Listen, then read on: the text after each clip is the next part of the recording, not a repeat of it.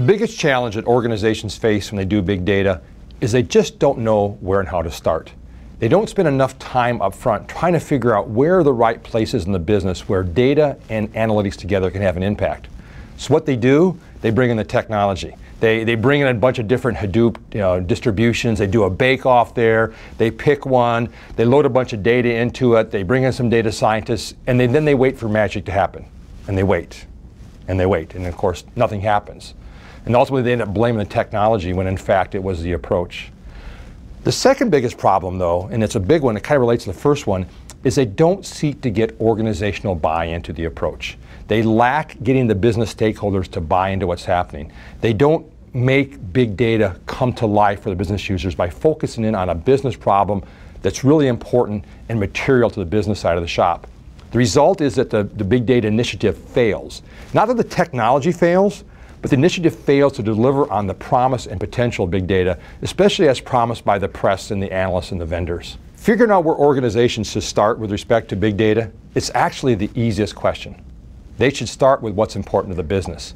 They should identify what the business is trying to accomplish over the next 9 to 12 months and focus there. And when they do that, there are 3 big benefits that come out of that. First off, they get organizational buy-in on the business side, that they're focused on something that's important to the business, that it's actually material and important, and the business stakeholders will join you and work with you on that. The second thing is it creates a sense of urgency, because you're focused on something that's going to happen over the next 9 to 12 months.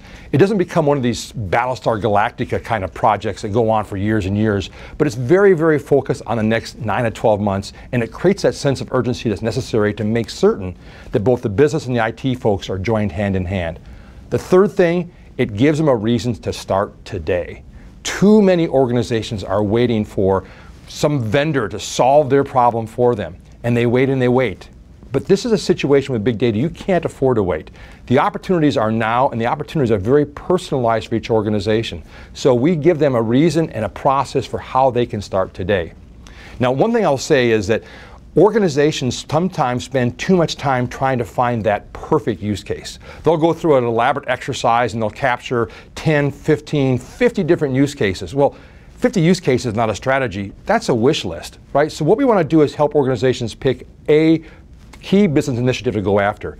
Don't worry about picking the key business initiative. Pick one, and what we find is as you target these business initiatives, you're creating analytic insights regarding your products, your customers, your operations. They're going to be used across multiple use cases. So pick one and get started today to build out that analytic foundation.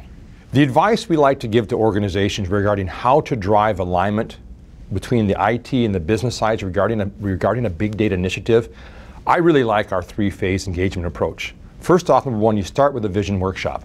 Now, a vision workshop is a non-technology, business-centric, organizational alignment approach that really focuses on identifying the key data sources, the key analytics, and the key stakeholders around a particular business initiative. It's really geared to show an organization where and how big data can have impact today by focusing on that key business initiative.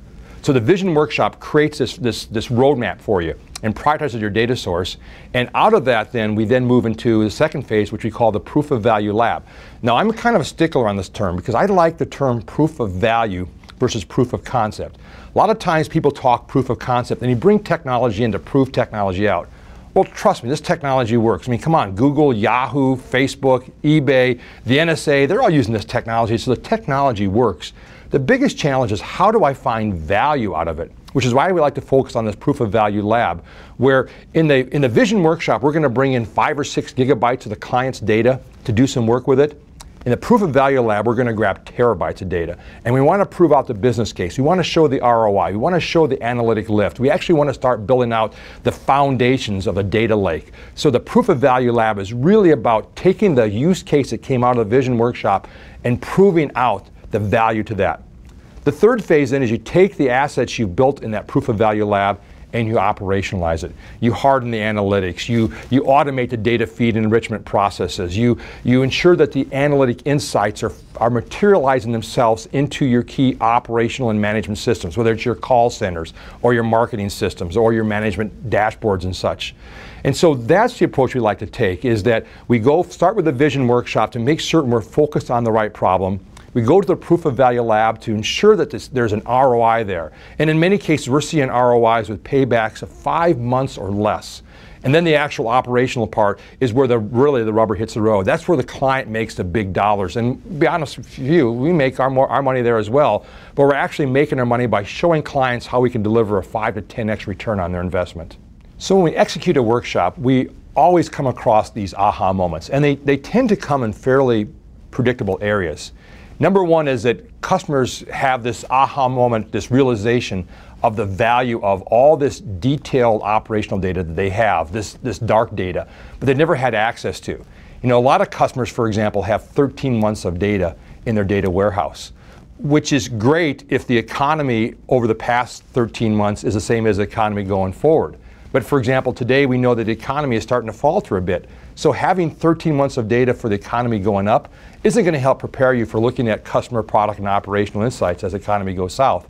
So there's sort of this aha moment, and they realize that they're not limited to 13 months of data. They can now get 13, 15 years of data and can look across a lot more history that helps them be much more predictive in their actions. So aha moment number one is this dark data they've got and how much rich insights are in there. The second thing is all the small data the organization captures, consumer comments, notes taken by technicians or valets or pit bosses, right? Little bits of information that are being captured across the organization that when combined together and integrated with your operational data provide some very unique insights about your customers and product and operations. So there's always this aha moment that you've got these data sources that you've historically not have access to, but have been collecting that all of a sudden now have value. The third aha moment is when the workshops are really geared to take the stakeholders and to drive some level of innovation. And there's always somebody in the room who sits in the back corner, who is quiet, who sometimes they have this most interesting idea. Let me share an example. We're doing this vision workshop for a casino. And there's a woman in our workshop who works in the cashier's area. She's responsible for extending lines of credit to the players. And we're doing these envision workshop processes, and a lot of the workshop processes, the envisioning exercises and the facilitation stuff, is designed to allow people to suggest ideas in an anonymous manner, so no one feels exposed. And we're going through all the little notes and such, and one of them is a data source on line of credit for players that extends across all the casinos in the area. And we're like, whoa, what is this? Do you have data on all the players who are getting lines of credit across not only your casino, but also all these competitors? And she kind of meekly raises her hand in the back and says, yeah, we have this data. It's on a PDF format. We really can't do much with it, but I thought it might be interesting.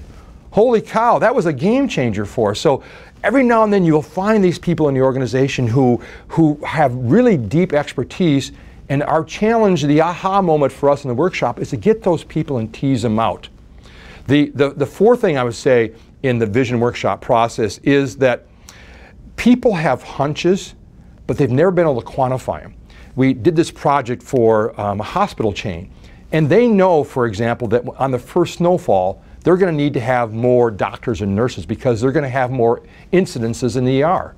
But they just don't know how many more, right? They know there's going to be more, but we can say, hey, we can show them on the first snowfall, there's 27% more incidences of head trauma and lacerations on the first snowfall, which means you're going to need to bring in, 3 more nurses and a doctor. So a lot of times the aha moment for them occurs when we can show them how we can quantify a hunch, how we can make that hunch very actionable. I think the beauty of the vision workshop isn't necessarily the results of the vision workshop and the fact that we can identify where and how to start an organization's big data journey. To me, the magical moment is when the client realizes we're actually in this for their best interests, that we're trying to help them figure out how they can leverage big data to make more money. We kind of jokingly refer to this as the 4 M's of big data, make me more money. And while we think it's kind of cute and funny, the clients are actually quite taken by that. Their focus is to become more efficient, to make more money. And our ability to help them understand how they can leverage data and analytics and technology across the EMC Federation, they really understand that we're looking out in their best interest and are trying to help them become much more effective, to optimize key business processes and to uncover new monetization opportunities. The result of that is that our relationship with the client now moves from being just another vendor to one who's a strategic partner. We're doing this project with this casino, and they're looking to double the size of the casino, and they brought us in early to the process because they want to know what additional touch points can they put in place to capture more customer data, and how can we leverage analytics gleaned or insights gleaned from those touch points to provide a more holistic customer experience. So again, what we're seeing through this whole process is an opportunity for EMC and the EMC Federation to change the very nature of our relationship with our customers. Yes, we're a vendor with some great technology, great products, and great services, but more importantly, we're a business partner. We're there to help them become more effective. And I think that they really appreciate that. And I think that'll lead to much stronger, much more compelling, a much stickier relationship long term.